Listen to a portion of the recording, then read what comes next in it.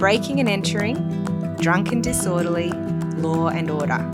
A former prosecutor and a defence barrister, not your usual pairing. And the result? Conversations about crime and punishment that are guaranteed to get you thinking. Welcome to Justice Matters, a weekly podcast with Lizzie Green and Jay Merchant. Our episodes are every Monday on Apple Podcasts, Spotify, and YouTube. Follow us on Instagram at Justice Matters Pod for clips. Enjoy the episode. This episode deals with abortion and termination of pregnancies. Discretion is advised. Hi, Liz. Hi, Jay. How are you? Well, I'm good. I am very good. How are you? Yeah, I'm doing all right. Thank you. So, look, this is going to be not so much a criminal prosecution type episode, Okay, but there are definitely criminal law related issues that we need to think about. perfect. But this topic is one I've been wanting to do for a while, and that is, this whole overturning of Roe and Wade in the Oh, in the US States. and the rights to your own bodily choices that has been eroded. But then also one of my current students, Georgia, was telling me about something happening in Queensland and Australia that I had no concept of, which is this incidence of women going for a termination for whatever reason and a later stage, so 20 plus weeks gestation, and these terminations are not effective. And so these babies are being born alive, and what happens in that circumstance. So I'm coming at this from two different perspectives, really, because on the one hand, America seems to have taken this idea of fetal personhood, making a fetus a legal person from heartbeat stage, which impacts on the rights of the woman carrying that person then in terms of what can be done. But then to the very extreme over here in Australia and Queensland specifically that I can talk to, where a baby is born alive, but there's no way to enforce rights against that little baby because it was occurring through a termination process. Okay. So this idea of fetal personhood, I think we need to find a balance. And I need to say right at the outset, I don't have answers to what the solution is, because it's such a personal, fraught, emotional topic, and people have very strong opinions, and there are so many different perspectives to look at. But I just think we need to be aware of the issues that women are facing, and peripherally our medical professionals as well. Yeah, I mean, abortion termination, it's a fundamental right for a female to make choices about her body in Canada. And so when you look at Roe v. Wade in the States and individual states and how they treat the fetus, it's vastly different. Yes. So I had a broad understanding of Roe and Wade, but in the course of this, I just looked at it a little bit more to see what rights were provided through that case that have now been removed through recent judicial action. So Roe and Wade was a case from the US Supreme Court in 1973, and it was the case that granted a federal constitutional right to abortion. Yes. So before that, there was no constitutional recognition of that right to abortion. It was illegal in most states in America in the 1960s, often even with no exceptions for cases of rape or threat to life. Yes. Which is horrific. And then there were a couple of things that sort of turned the tide. So in the late 1950s, thousands of babies were born with severe birth defects because women were taking a medication, ended up being thalidomide, and that was meant to be for morning sickness treatment. And so it caused all of these deformities in all of these babies. Oh, really? Yes. Okay. Shocking. And then we had, after the thalidomide scandal, there was an epidemic of rubella, or German measles, that swept across the US. And if the mother has German measles when she's pregnant. It impacts the fetus. And so they were born with a wide range of disabilities such as deafness, heart defects, liver damage. The rubella vaccine wasn't available till 1971. So there's this backdrop of this recognition that things go wrong with pregnancies, that there might be reasons why it's important to consider alternatives to continuing on. And doctors began to publicly question that kind of process and the ability for that to be engaged with. So Roe and Wade was named for Jane Roe, which was not her real name. We know now her real name was Norma McCorvey. She was a Texas resident. Okay. Texas is going to feature a lot in this episode. Yeah. And Henry Wade was the district attorney for Dallas County in 1969. So she was denied an abortion because her pregnancy did not pose a medical risk to her life. Yep. So she could not get one. This was her third pregnancy. She struggled with drug and alcohol use. She had previously relinquished responsibility for her first two children. And so she got pregnant this third time and she knew she wasn't equipped to cope with the baby. And so she wanted to have the abortion. So it was a crime unless the patient would die without the procedure. Lawmakers could force pregnant people to stay pregnant across that whole United States. 44 states outlawed abortion. Some did have exceptions, like for saving the person's life or rape, incest, or fetal anomaly. And people who had the means could travel beyond those 44 states to access it. But someone like McCorvey did not have that option.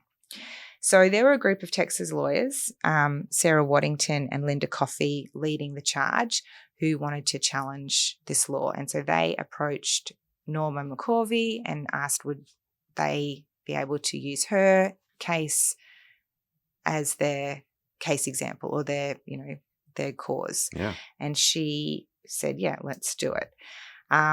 Sarah Waddington said at the time, it's really unfair and inhuman, and it shouldn't have to happen to any woman, rich or poor or anywhere. Illegal abortion she was talking about. And so they filed suit on McCorvey's behalf. Another fellow, Dr. James Halford, who was a Texas doctor who was facing charges for abortions he had in fact performed, later joined forces with McCorvey in the lawsuit. Now, Henry Wade, who was the prosecutor, he was legendary. He was quite controversial. He had an impressive conviction rate. He's most famous for prosecuting Jack Ruby, who killed Lee Harvey Oswald, JFK's would-be assassin. Yep. Oh no. Yeah. But he hadn't been aggressively prosecuting illegal abortions. He, in fact, had said very little about them, but he was brought into the whole thing.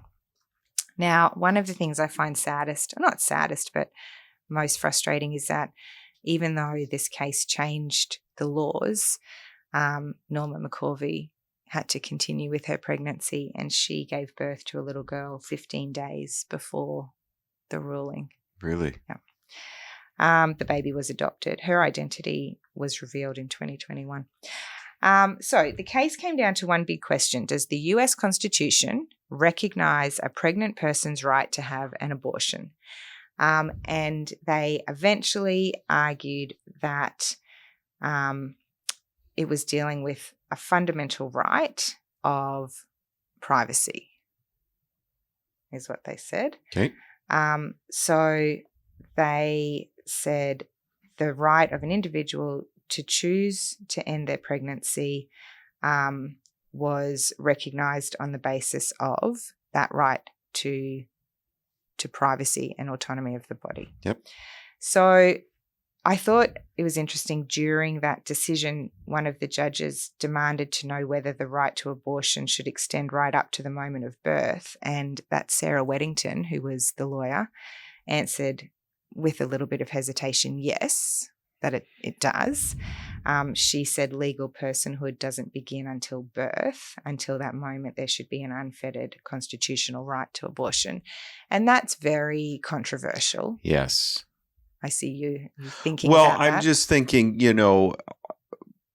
the day before you're supposed to deliver the baby and you go in for an abortion. Now, let me just state, it's a woman's right to choose in my mind. I'm supportive.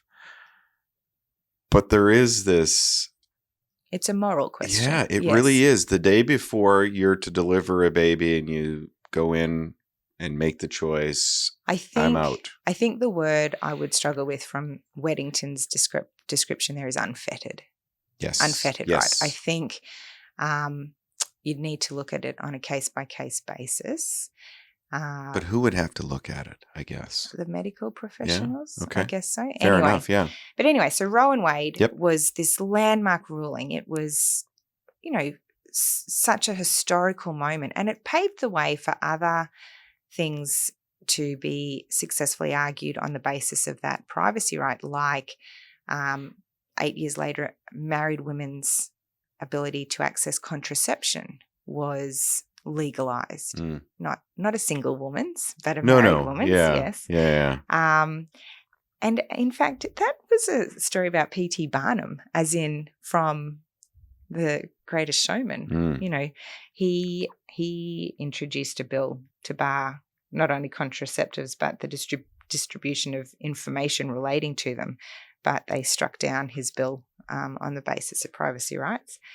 And so there was, I guess just a real mind shift from medical professionals for women, and this recognition was just huge that they could make their own decisions. Well, it's such a monumental shift, a giant leap forward in terms of rights and freedoms. Yeah.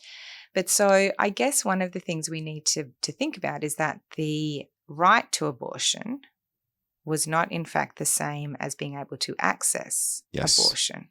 And so there continued to be some problems, and there were a variety of laws and restrictions that blocked a woman's ability to get an abortion or abortion care.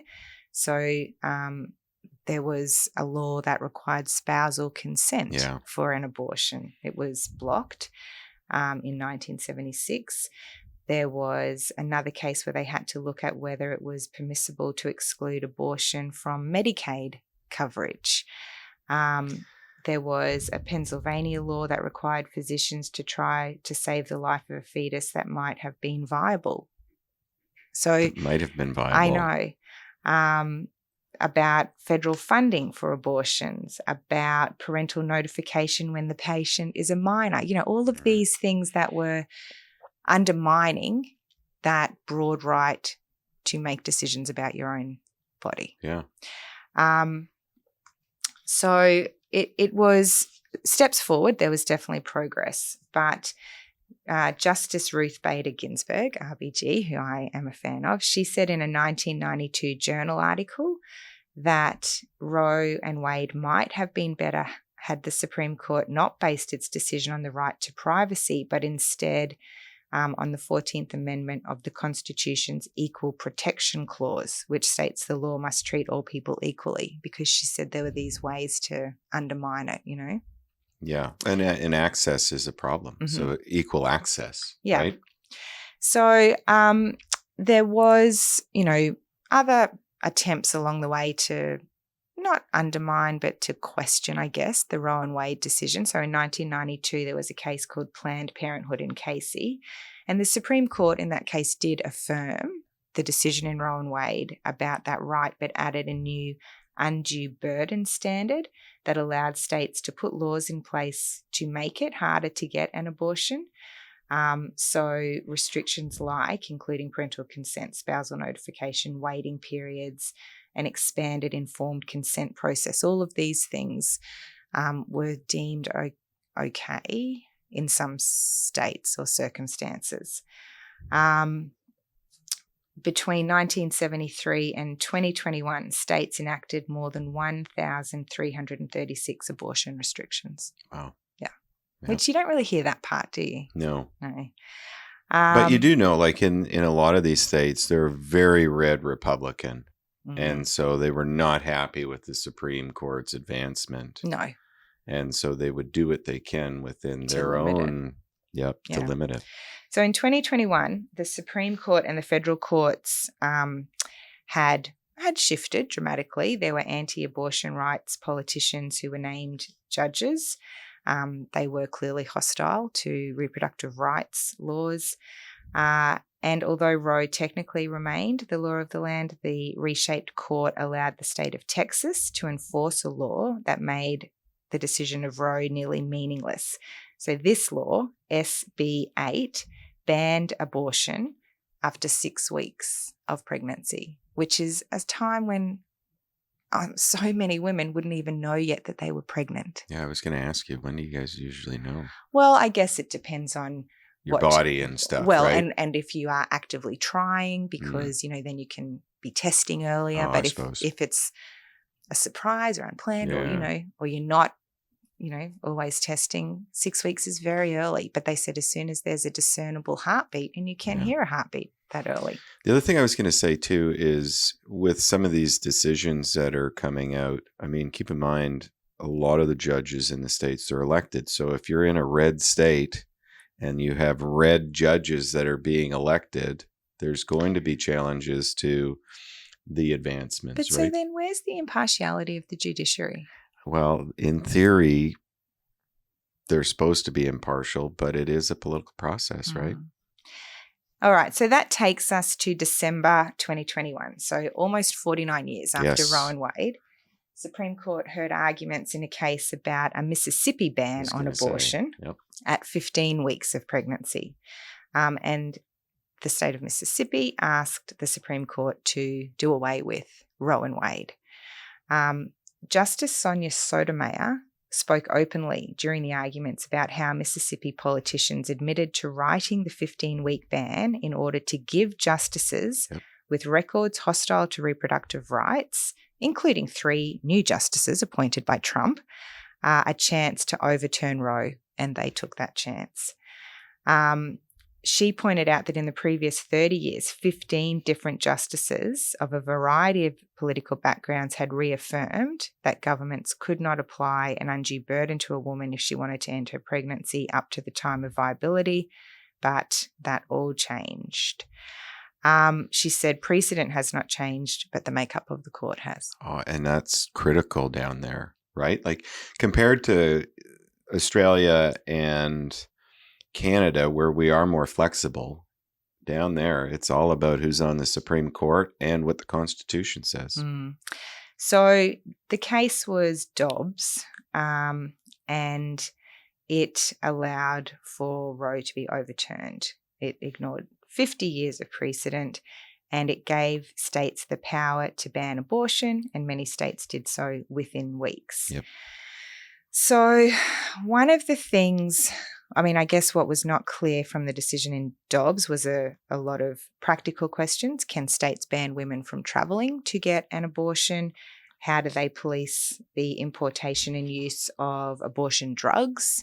How will they handle trigger laws, state anti-abortion statutes that are designed to come into effect when Roe is overturned?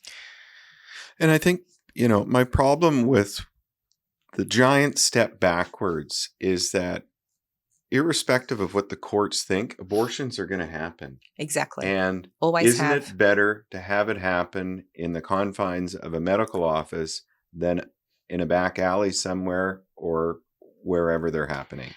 And that is like why I think Roe and Wade was just so celebrated as a decision, because you're right. Abortions always have been performed, and they always will be, because the decision to have a child is not a lightly made decision. If you are not in a position to have a baby, if you don't want to be a parent, you should not be forced into that, because it is a lifelong commitment.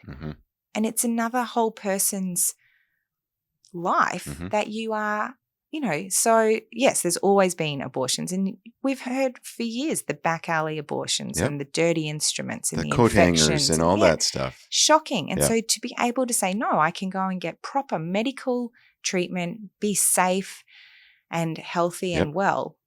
Anyway, so this is where I'm really caught up, because we are in 2025, and in the last few years since this Dobbs decision, we are back to a situation where women are dying because of their lack of right to abortion. Yeah. So I was going to tell you about a couple of Yeah, cases. go. Let's do it. So the first case I want to talk about is from June of this year. And this is not, I mean, she didn't die from an abortion, but this is about fetal personhood and the reluctance of any medical professional to perform any kind of termination or abortion because of the possible consequences legally for them in a criminal sanction. So this woman called Adriana Smith, she was brain dead and she was pregnant. And she was forcibly kept alive by doctors concerned they might breach Georgia's heartbeat abortion laws. So she was about 9 weeks into her pregnancy. She was 30 at the time. And she's brain dead. Yep. So this was her second child. So she began to experience headaches. She went to the doctor. She was denied a CT scan for whatever reason, returned home, woke the next day gasping for air, making gurgling sounds. 911 was called. She was taken to hospital where she was diagnosed with brain clots. So she really rapidly deteriorated and within hours was declared brain dead. Now, her family were told by the hospital she would need to be kept on the life support to preserve her pregnancy until they could deliver the fetus, due to Georgia law that applies personhood to any fetus whose heartbeat can be medically detected. Wow. And so she did. She was 9 weeks at the time. That's so early in your pregnancy. And so they kept her on life support. Little baby Chance, he was called, was born. There were major concerns for his health. I was going to ask, Yeah, prior to the birth. They were told he had fluid on his brain, could have been born with vision loss or something like that. But he was born, and then they could allow poor Adriana to die. Pass away. Yeah. So that one makes me think, okay, that's fetal personhood, a 9-week fetus. I mean, that's almost the start of conception, like it's so early on. Early on, yeah. So when they changed their laws in Georgia, Governor Brian Kemp signed a near total abortion ban, and it defines a person to include an unborn child. So it was originally blocked when he presented in 2019 and then went through after Dobbs overturned Roe and Wade. And so it bans most abortions once a detectable human heartbeat is present. So, I mean, to be fair, Adriana's family said it's not that they wouldn't have wanted her child if that was a possibility, but they weren't given any ability to have any say. Yeah, there was no choice in the matter. That's right. She was on life support and she was brain dead. Mm-hmm. So then I found this company called ProPublica. It's an investigative journalism company, and it's got it's won awards and things. Like, it's not some Daily Mail, but it's it's got qualified people on staff who are doing these investigations, and so they conducted a investigation into women who are suffering the impacts of these abortion laws. And 2 of the cases, Amber Thurman and Candy Miller, were raised during the presidential race, with Kamala Harris saying that their deaths were the result of the abortion bans that went into effect after Roe and Wade was overturned. So they've become sort of synonymous with the criticisms of overturning that decision. They are the faces, I guess, in a way. So Amber Thurman died in 2022. So she had taken abortion pills and she encountered a rare complication she had not expected. All of the fetal tissue did not get expelled from her body in the course of that abortion. So she went to the hospital and all she needed was a D&C, a dilation and curettage, which is a very common procedure where you just sweep out the uterus. Yeah, because that's still in there. There's going to be Yeah, it's fetal tissue. bacteria That's right. and So just that summer, her state had made performing that D&C a felony with very few exceptions. Any doctor who violated that law could be prosecuted and face up to a decade in prison. So Thurman waited in pain in a hospital bed. She had a 6-year-old son at home. She's worrying about what's going to happen. It took 20 hours before the doctors decided to operate. And that was because they did not think that they could perform the D&C if there was still a chance that that fetal tissue. they'd be in jail if they did. Well, I know. You know what I mean? Like, so instead of performing the D&C, they gathered information, they dispensed medication, they had her tested for STDs, they tested her for pneumonia. Like, what the hell? just get in there and Just take save care her of it. life. Yeah, exactly. So she was finally taken to an operating room at 2 p.m. the next day. The situation by that point was so dire that they started with open abdominal surgery. Her bowel needed to be removed. It was too risky to operate because she didn't have enough blood flowing to the area, which was a complication from the medication they had possibly given her. They then did perform the D&C, then a hysterectomy, and during surgery, her heart stopped. Good God. So entirely preventable death right there. Yep. That's number one. Candy Miller, 2022. She actually had been given medical advice that her health was so fragile that if she were to have another baby, she would be putting her life in danger. Yep. They said it would be more painful and her body may not be able to withstand it. So when she realized that she had unintentionally gotten pregnant, she already had 3 children, the abortion ban laws that had come in didn't give her much choice. So she avoided the doctors and navigated an abortion on her own. She ordered abortion pills online. Again, did not expel all the fetal tissue, needed the D&C to have that dealt with. But, you know, it wasn't allowed. So her teenage son watched her suffer for days after she took the pills. And then her husband found her unresponsive with her little 3-year-old by her side.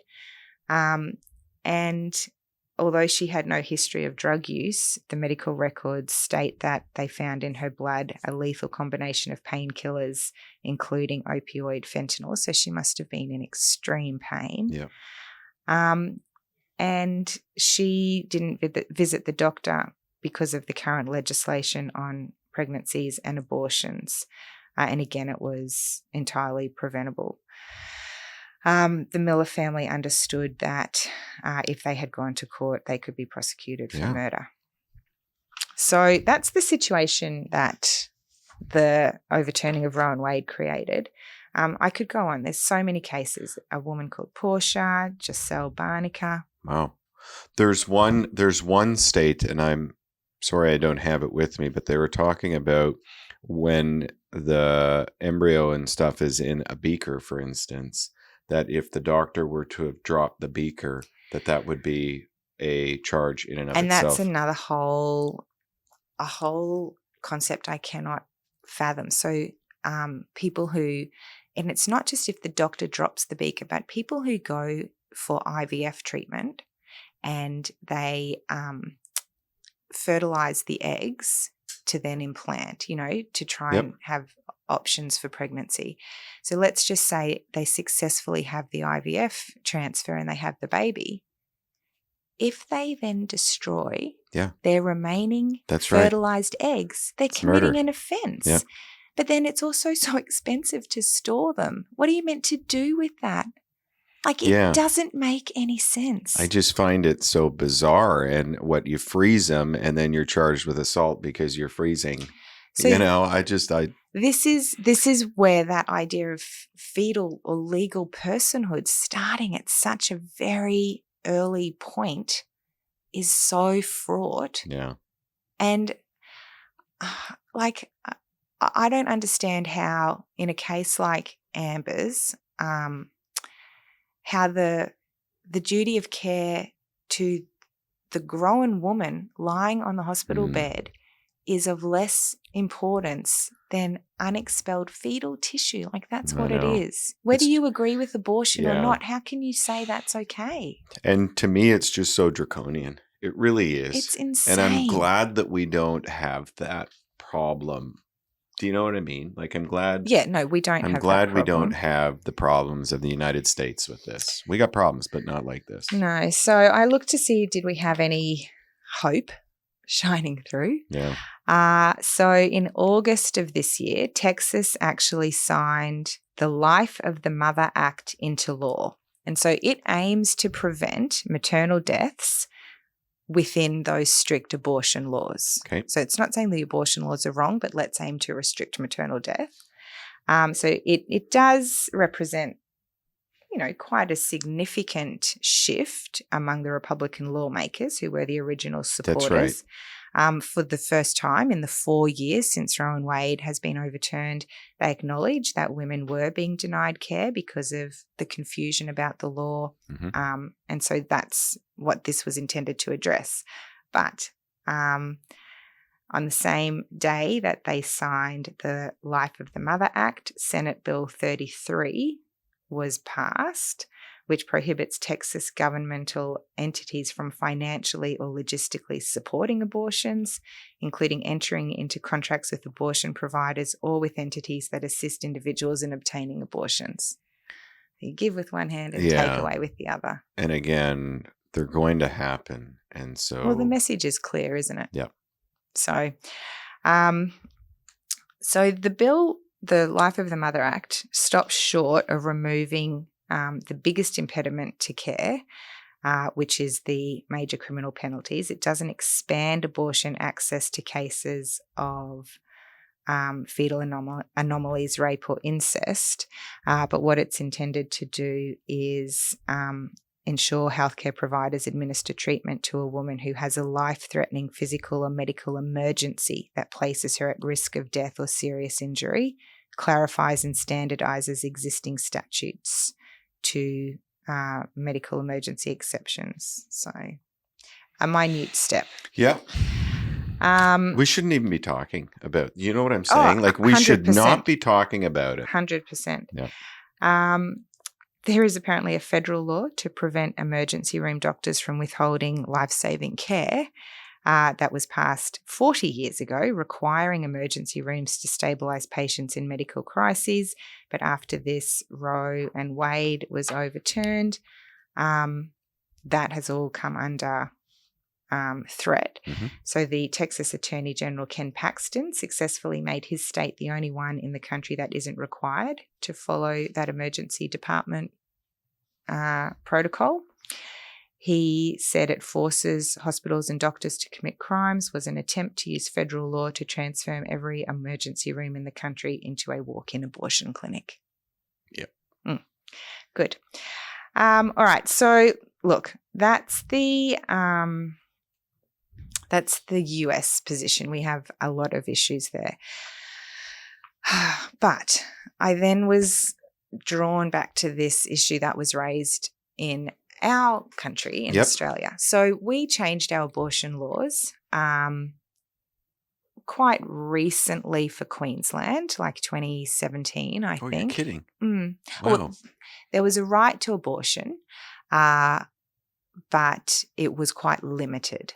So it had to fit certain criteria. It was only up to a certain gestation. If it was, it had to have a doctor say that it was, necessary for the health and safety of the mother. So there was still heavily restricted. Yeah. And so that only changed in the late teens. And again, it was a similar kind of issue. It became lawful to have an abortion, but access to abortions was still very limited, particularly in rural Queensland. Areas. Yeah, you're really speaking difficult. my language. Yep. Yeah. But so all of the states and territories in Australia have rights to abortion now. Can I just say, in Canada, 88 onwards. So we were ahead of the game. Oh, 88. 1988. Yeah. Look, I think Canada does a lot of things well.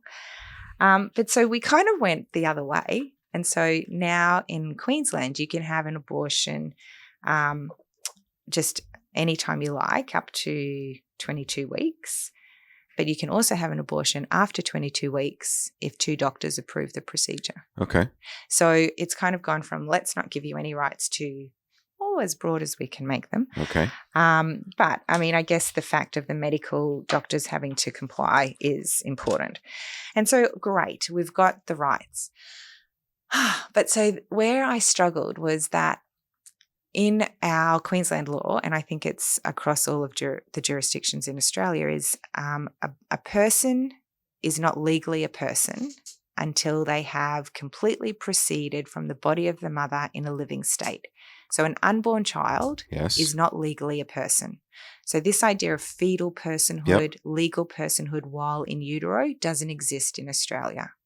Okay. You're not, like, we say you're not capable of being murdered unless you have been born and become a person. Mm.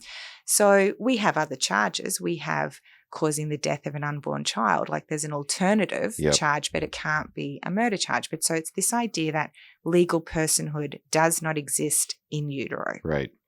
And so what has happened is that there have been occasions, and I couldn't find the science behind this. Okay. Because I think it's a little bit closely guarded. But there are occasions when a woman will go for a termination. Okay. And we are talking here about 20 plus weeks gestation. All right. And for whatever reason, that termination isn't entirely successful. And so that unborn child is born alive. All right. So I'm just working through this. Go in for a termination. There's a complication in the termination. And so they go ahead with the birth of a baby. Well, it's not going ahead with the birth, but as part of the termination process, that fetus has to be removed. Yeah. And so there are occasions when there are signs of life following what they call a failed abortion, and that can include the presence of a heartbeat, breathing, and crying. So there is some uncertainty about how babies are born alive after a medical intervention, which is entirely designed to end that life. Yeah, I was going to say, I've got heaps of questions. Go ahead, sorry. I understand. Like in the baby, like what quality, like would there be like deformities and... Well, yes, I guess it's not saying they're born alive and well, but they're born with signs of life. Okay, sorry. So one known example of how this occurs is when a baby is born alive following the induction of labor without feticide. And so feticide is the official killing of a fetus. Okay. And doctors are trained to do that in this kind of circumstance, but I guess it mustn't always work. Okay. So in 2018, there was a study in the Journal of Obstetrics and Gynecology that reviewed 241 late-term abortions without feticide on babies between 20 to 24 weeks gestation and found that more than half the babies were born alive with a median time of survival of 32 minutes and one baby surviving for over 4 hours. So am I understanding this correctly, that the babies are born and then they die? Yes. After they're born? Yes. They're left to die. And this is where I'm really They're struggling. left to die in the hospital. Mm-hmm. And then apparently, according to what has been told, it goes out with medical waste. Wow. And so I heard this and I was like, so this was what Georgia, my student, told me. I was like, well, good Georgia, on her for raising it. But that can't be right. No, And I was going to say, She said, it is right. So I went and looked, and in a parliamentary hearing, a midwife who had been present at some of these gave evidence to a parliamentary hearing. There is now a bill that has been put forward. It is being put forward by Rob Katter, who I think has some interesting beliefs. I'm going to actually write this down because I want to have a look at this. I'm just amazed at all of this. It's the termination of pregnancy Let me just find the actual wording of it. The Termination of Pregnancy Live Births Amendment Bill of 2024.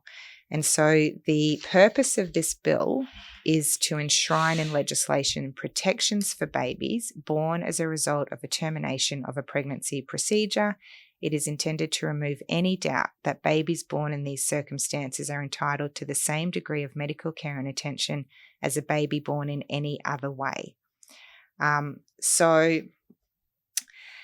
I looked into what happens to these little babies, and there was a case example of baby Xanthi, and she was born alive at 19 weeks after an abortion at the Royal Brisbane and Women's Hospital. So this was not a termination, by choice, that she had been identified in utero as suffering from health issues and the parents made the decision to abort. Which happens, right? Absolutely. Yeah. So she was born alive, but her parents were not even told that. So they could have had the opportunity for moments with that baby that they had really wanted but was not compatible with life. He found out via an offhand comment made by a staff member. And so she was just left to die alone for 7 minutes without any care, no swaddling touch, Yeah, I don't feel good about this at all. No. And I'm still wrapping my head around it. So the termination, they elected for a termination for whatever reason. It wasn't successful. There was a birth. Mm-hmm. And then for 7 minutes, nothing was done. And that baby died. Was left to die. Yes. And without anyone from the family consoling or knowing. So I looked at the Queensland Health's Termination of Pregnancy Clinical Guidelines, which are just available online. Yep. And at 5.4.3, it says, born with signs of life. The guideline states when a baby is born with signs of life, practitioners are to provide care appropriate to the individual clinical circumstances and in accordance with best practice guidelines. Best practice guidelines are also referred to there. And it says, I put it here. It says, for a baby born alive at less than 22 weeks, expert clinical opinion is that active treatment is medically futile. If the baby is older than that, then they can make a decision whether to handle gently and carefully, wrap and cuddle or hold to provide warmth and comfort, or offer opportunities to engage in care provision as desired. For 22 weeks and 1 day, feticide is recommended. If a fetus has a life-limiting condition and feticide is declined, involve the multidisciplinary team to plan palliative care for the baby until it dies, pretty much. So these are the actual guidelines in Queensland Health. So I don't even know what I want to do with this. I don't know what the solution is. I don't understand from a scientific level how you can go for a termination procedure and it not be effective. Yes. I then don't understand how. So, I said for the US, the duty of care to the mother should take precedence over this fetal material that was not fully expelled. That's right. But here we've got a fetus that has been born, and maybe it's not going to live for long at all, but it's at that point alive, and it is a person under our law. It has fully proceeded from the body of the mother in a living state. It's been breathing, or it has a heartbeat or circulation. Or both. Yes. How do, this woman who gave evidence at the parliamentary hearing said there was one case where the baby was placed in a kidney pan and put in a cupboard. Yeah, I have such a uneasy and a sickening feeling that this is happening in this day and age in this state. I had no idea, Liz. I had no idea. And I understand it's probably rare, but it happens. There is a documented case you can read about Jessie J from the Northern Territory, and that was a long time ago that it happened, and there were suggestions about protocols. And so how there can be no duty of care to this little baby for the minutes or whatever it might be for that little baby to then pass. Oh, I don't understand. I don't understand. Yeah. And I mean, I've got a lot of questions, and I am going to go have a look because I am struggling to think of the ministers of the government and the opposition and the female ones that are okay with this. Well, yeah, I mean, the guideline says if a live birth occurs, do not provide life-sustaining treatment. Fine. Like, that's not in a fucking cupboard. But that's right. Sorry. And it says if a live birth occurs and survival is deemed unlikely, it should be clearly stipulated that if parents do not wish to provide comfort, there is a legal obligation on healthcare providers to do so until the baby is no longer alive. But it says the guideline is just that. There's no laws that say what must happen. And I think that's what this Queensland bill is trying to do, is to say that the doctors owe a duty of care to that baby for whatever period of time that they're lives. Still living. Yes. So, look, I think that the midwife who came out and talked about it, her name was Louise Adsett, and that was at the Health and Environment Committee inquiry in August 2024. But it was supported by another doctor who had Dr. Joanna Howe. She's a law professor at Uni of Adelaide. Like, there is evidence that this happens. We need to have some solution that addresses that balance between obviously the right to have the termination and to have the woman's rights preserved and observed and whatever, but not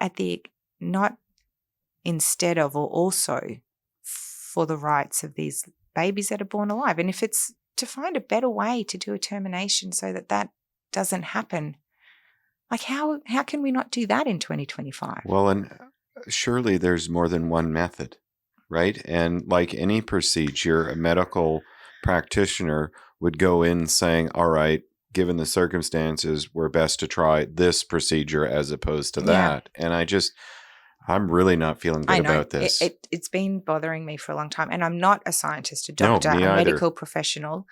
And I think we need to find this, balance between what's going on in the US, where women are being left to die because of not wanting to interfere with fetal tissue, to where we have no rights at all of these, fetuses that survive for however long. I can guarantee you that if something like this happened in Canada, that fetus, that baby, would be protected. Yeah, I didn't look at their laws. I should have. And it's because life, liberty, and security, any person, and the birth translate that into a person. I know. But I know. And that's what it should be. I'm sick. I'm sick about this. Yeah. The fact that a baby that is born, yes, there was problems, complications, but those complications have resulted in a birth. And there was an anecdotal story, and I won't dwell on this, but there was one where after a termination, a baby was born and he lived for 8 months. But then who's responsible for that baby? Because if the parents have gone for, or if the woman has gone for a termination. It's so complicated, Jay, and I don't know, but surely there has to be a better way. My understanding from the CADR legislation is that there would be a duty of care once that birth takes place. Yes, that's right. I should say Shannon Fentiman, Queensland's health minister, says all babies born with signs of life are treated with the same dignity, respect and access to healthcare as any other person in Queensland. Some remarks in the debate have been inflammatory, she says, and have the potential to cause hurt to parents already grieving the loss of a child. I ask those responsible to stop and think about the hurt you are causing. And I'm like, well, what about the people whose stories have been put forward? What about the hurt that's been caused in those? And and it might be that reasoning is why she's in the other side of Parliament now. Anyway, so I know that was heavy, and we went from Whew. let's preserve the rights of the women in the US and how can they do that better, to now let's think about the rights of every single little being here in Queensland or Australia. But we need to have awareness and change. Yeah, and I am stuck on the kidney and being put in a cupboard. I will not get over that. I don't know, some kind of medical cupboard. Whatever. Yes. In a cupboard, though. I know. So Jay. I'm going it's to be looking heartbreaking. at that legislation, and I'm going to be looking at these guidelines. There has to be a way, and I just have an uneasy feeling about the status quo. Me too. So awareness is our first step. Yep, and talking about it. And thank you to your student for raising as much as it's not sitting well. It needed to be done. Yeah, thanks, Georgia. Thank you, Georgia, and thank you, Liz. Thanks, Jay. All right. Bye. Thank you for listening to the episode. If you enjoyed it, please rate and review the podcast. If you're interested in clips, check out @Justice Matters Pod on TikTok and Instagram.